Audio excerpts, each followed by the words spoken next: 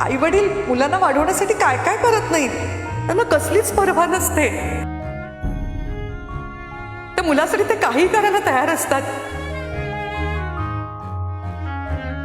मुलं जेव्हा चालायला शिकतात तेव्हा बिचारी 100 वेळा पडतात. आई वडिलांच्या डोळ्यात टचकन पाणी येतं, पण तरी त्या मुलांनी चालावं, स्वतःच्या पायावरती उभं राहावं म्हणून आई वडील आपला हात त्यांना देतात, त्यांना आधार देतात, त्यांच्या पाठीशी खंबीरपणे उभे राहतात. आणि तीच मुलं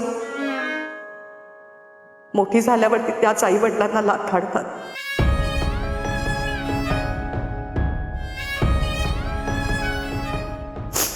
कारण मुलांना तर आई वडिलांची गरजच नसते ना.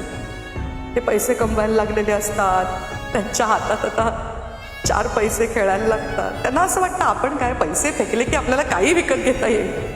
नाही, खरं आहे, पैशाने काही विकत घेता येतं, पण ना त्या तारुण्याच्या मस्तीत एक गोष्ट विसरूनच जातात. पैशाने प्रेम नाही विकत घेता येत. आणि आई वडिलांनी इतकं प्रेम जगात कोणीच नाही करत.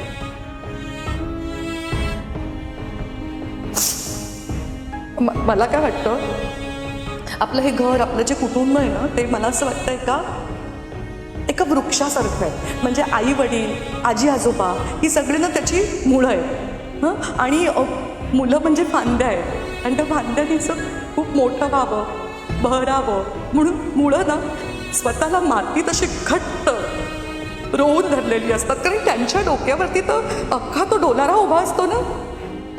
पण उद्याही मुळंच उखडून जर कोणी फेकून द्यायचं ठरवलं तर काय होईल ना, तो डोलारा कोसळून जाईल, झाड मरून जाईल. पण मुलांना नाही ना हे कळत. त्यांना असं वाटतं की आता आपली वाढ झाली आहे, आता त्या मुलांची काय गरज आहे, म्हणून ते कसपटासारखे त्यांना घेतात आणि असं बाहेर फेकून देतात. कारण त्यांच्या आयुष्यात आता आई वडिलांची गरजच नसते.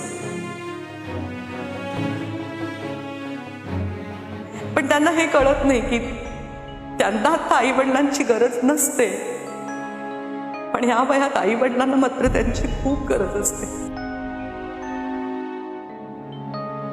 मुलांचा आधार हवा असतो, त्यांचा हात हवा असतो. या उतार वयात ते कुठे जाणार? कोण त्यांची आजारपणं काढणार? कोण त्यांना हात देणार? किंवा त्यांच्या गरजा कोण भागवणार ना? म्हणून ना आयुष्याच्या कसं ना प्रत्येक पायरीवरती माणसाला कोणाची ना कोणाची तरी गरज असते, साथ हवी असते. म्हणून ही आपली नाती, आपली माणसं आपल्याला जपावी लागतात. आणि हेच नेमकं मुलांना कळत नाही. त्या नात्याचा वापर शिडीसारखा करतात.